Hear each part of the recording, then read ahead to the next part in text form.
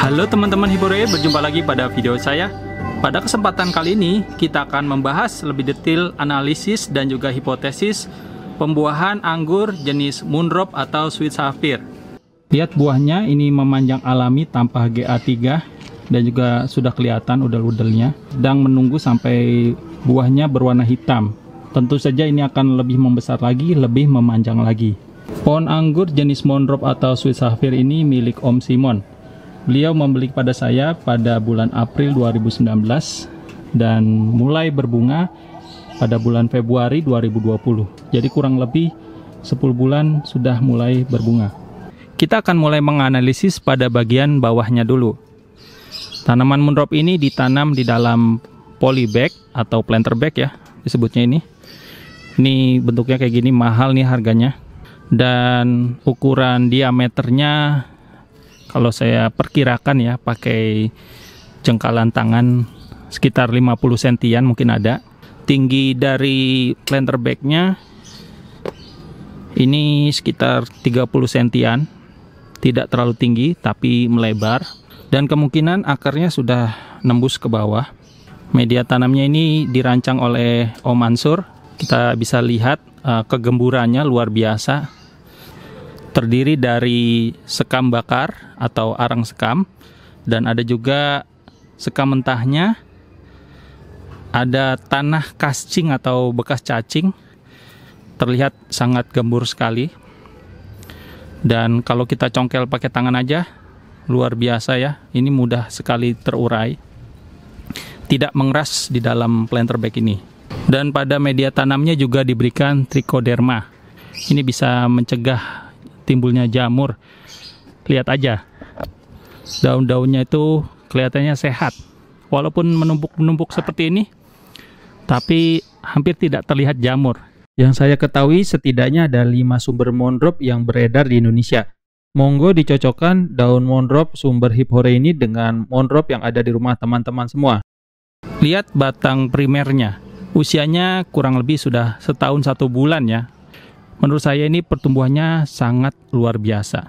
Jadi kita bisa membuat hipotesis bahwa jika kita menanam pohon anggur dengan media tanam yang super poros, namun tetap juga bisa menjaga kelembaban ya, dan tidak menyimpan air terlalu lama, itu akan membuat tanaman anggur akan mudah tumbuh, mudah membesar batangnya.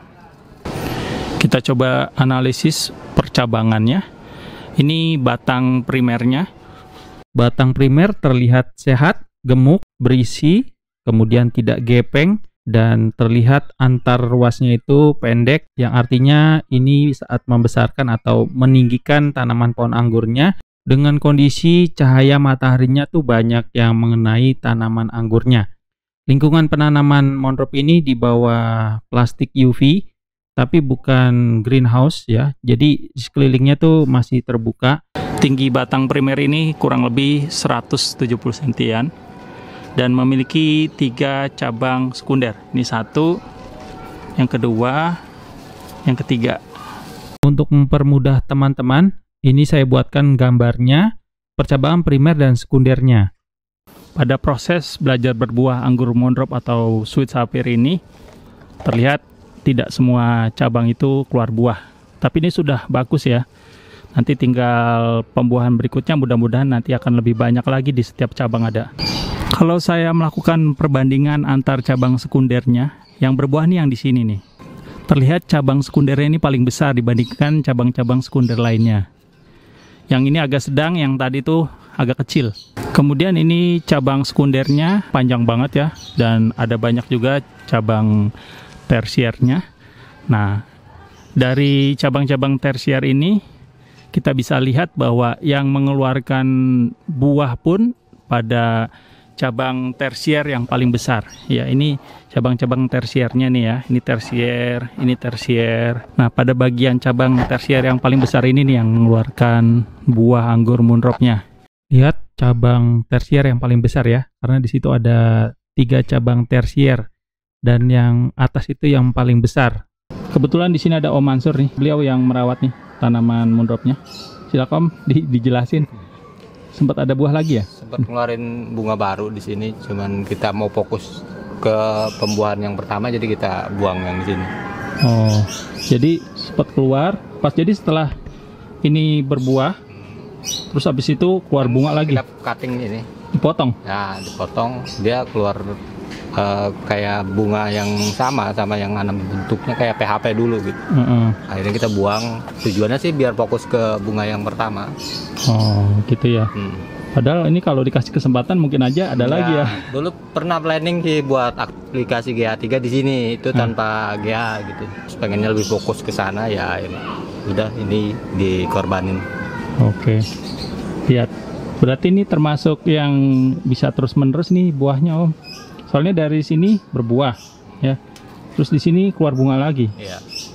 Tinggal nanti selanjutnya aja nih kan Ya, ini masih pertama-tama ya. ya. Masih awal. Kita mesti pelajarin dulu lah dia tingkat produktivitas buahnya itu seperti apa. Kita pelajarin ya. Pelajarin. Ya. Dipelajarin, tapi ini sudah luar biasa loh. Di buah pertama dengan status bunga waktu itu masih terlihat PHP ya. Bunganya dia disulur, jadi terlihat kayak sulur. Makanya saya nggak yakin jadi buah awalnya.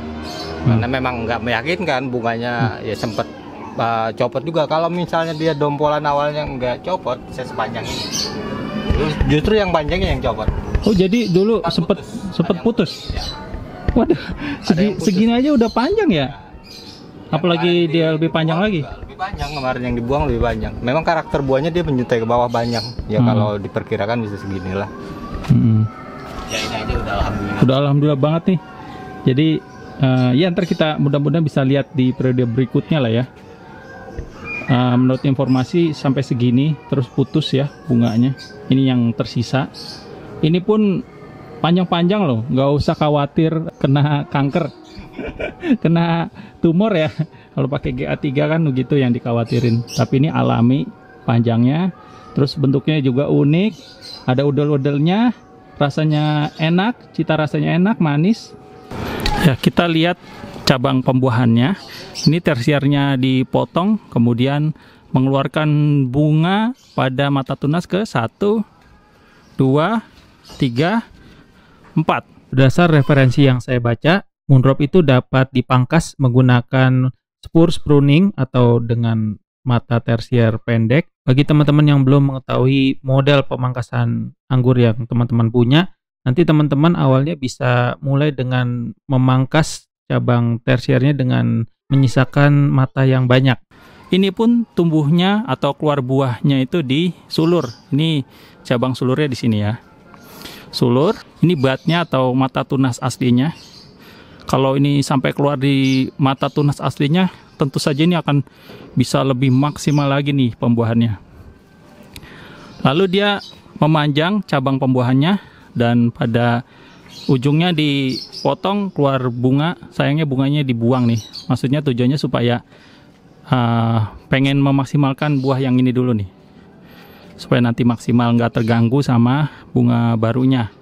Karena ini kan masih awalan ya, masih dilihat gimana perkembangannya, jadi dimaksimalkan gitu pembuahannya. Kalau teman-teman perhatikan daun-daun di sini tuh lebar-lebar.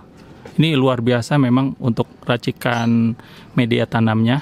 Ya ini diracik oleh Om Mansur. Lihat daunnya ini selebar tangan saya. Ini lebar banget. Tuh, ini daunnya lebar banget di dekat pembuahannya. Tuh, lebar luar biasa. Tuh, luar biasa. Untuk pemupukannya ini menggunakan pupuk organik.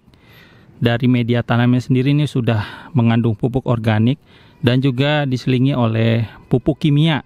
Pupuk pertumbuhannya menggunakan NPK 16-16-16 dan saat pembuahannya menggunakan boroni, KNO3 dan juga MKP.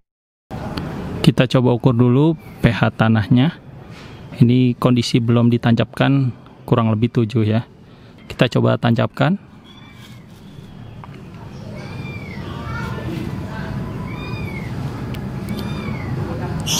Dari pengukurannya terlihat sekitar 6,5 sampai 6,8. Berarti ini kondisi pH-nya bagus. Kita coba lagi di titik yang lain. Di sini kelihatannya 7 kurang, mungkin 6,9. Di sini kelihatannya 6,5 masih masuk dalam rank tanaman anggur. Ya, tanaman anggur itu punya range dari 5,5 sampai 7,5. Tapi yang terbaik yang saya ketahui itu dari 6 sampai 6,5 amannya ya. Sampai berjumpa lagi dan wassalamualaikum warahmatullahi wabarakatuh.